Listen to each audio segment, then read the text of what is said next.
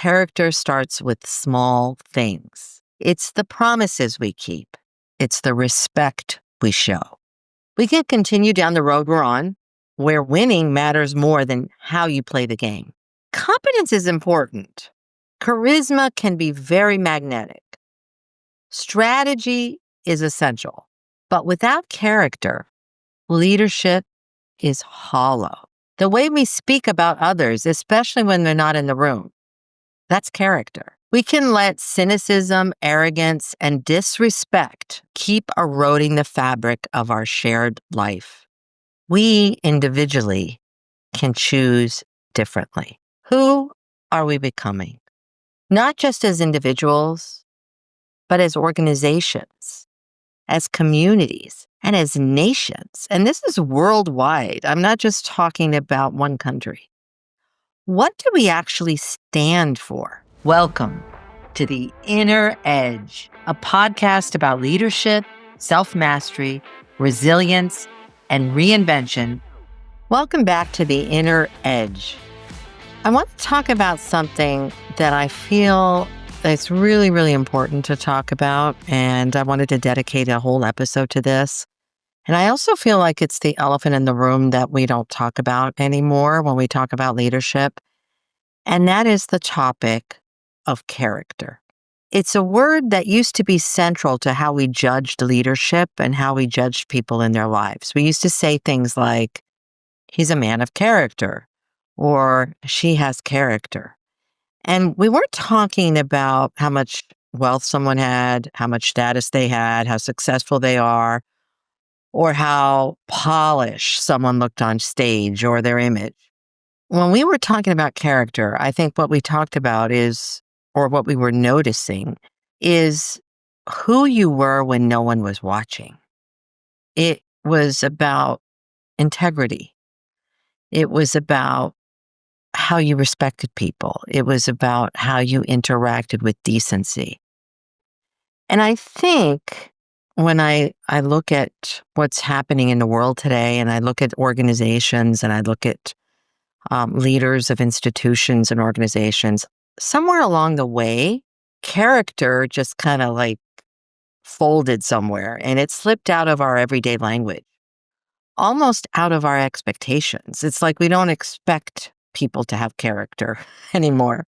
It was something we expected of our leaders, and now it's like, oh, okay, well, I don't really expect that. And I don't know what has caused that. One of the things I'm thinking about is we're living in a time where division based on beliefs and ideology has become the norm. Respectful disagreement has been replaced by shouting matches. Decency has been replaced by cynicism and actually personal attacks. Look around you and you see this everywhere. I know I see this. Neighbors stop talking because of political signs on the lawn. And so then all of a sudden, they're pulling out shovels and hitting each other with them. I mean, seriously, right? Being cut off in a really, really rude way on the highways. I mean, I think that is like exponentially changed the way people drive and cut people off and yell at people and give each other the finger and all of those things. Then there's social media threads where insults fly faster than ideas. There's constant, really, really rude comments that people leave and just belittling people. And then there's leaders who belittle opponents rather than engaging with them in real debates and arguments, but they belittle them. Colleagues at work who write people off as idiots or evil simply because they see the world differently than they do.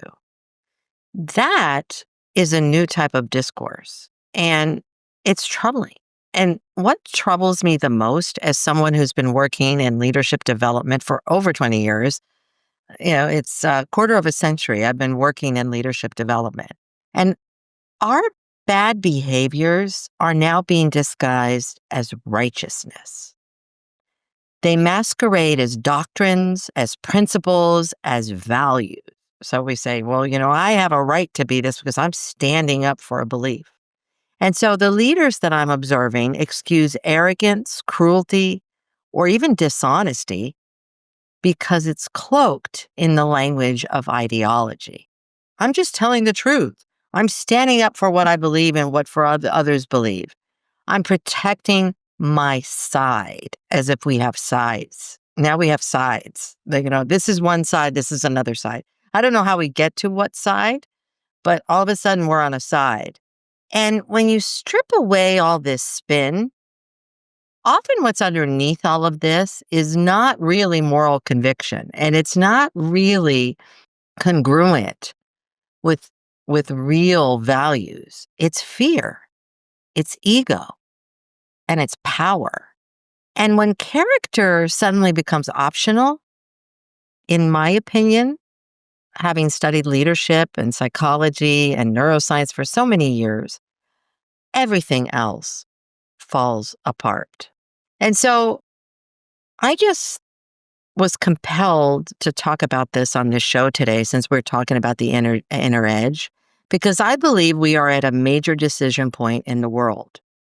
We can continue down the road we're on, where winning matters more. So winning matters more than how you play the game, where the loudest voice is assumed to be the truest one, and how articulate you are and how loud and obnoxious really you become, where division becomes a permanent way of life that we've accepted, that we're going to be divided.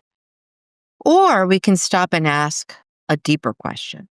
I really want to think about this for myself, but I really want to pose this question today for those of you listening.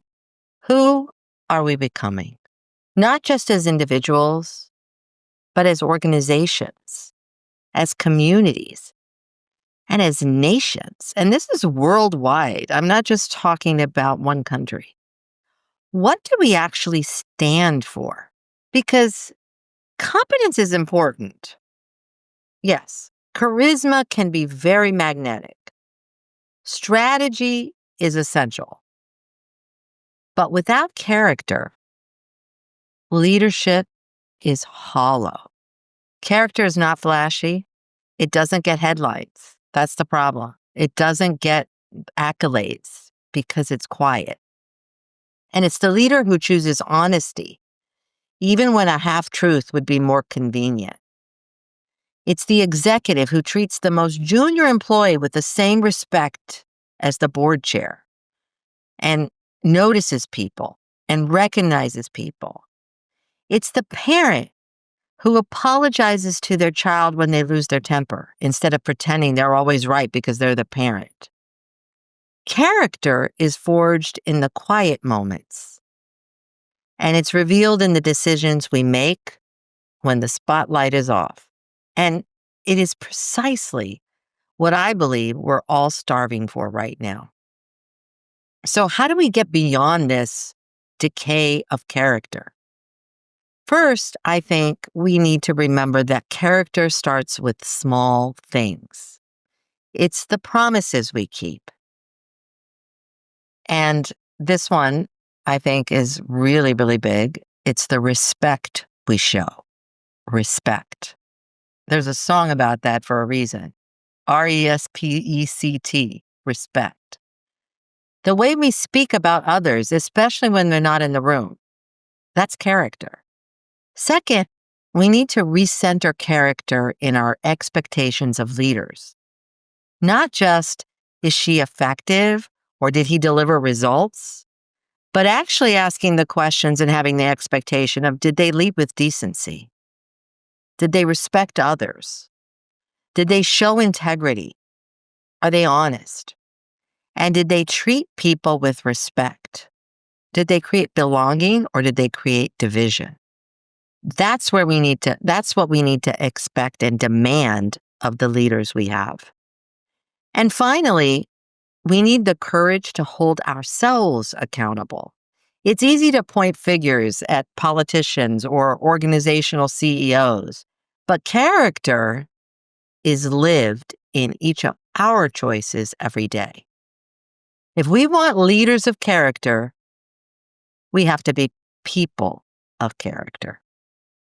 So I just want to close with this reflection. I think we're at a crossroads. We can let cynicism, arrogance, and disrespect, this horrible disrespect that we see all around us, keep eroding the fabric of our shared life. Or we individually can choose differently.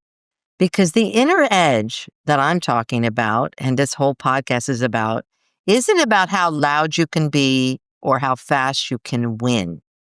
It's about who you are when it matters most. And right now, it really matters. And that, at the end of the day, is, in my opinion, the true test of leadership.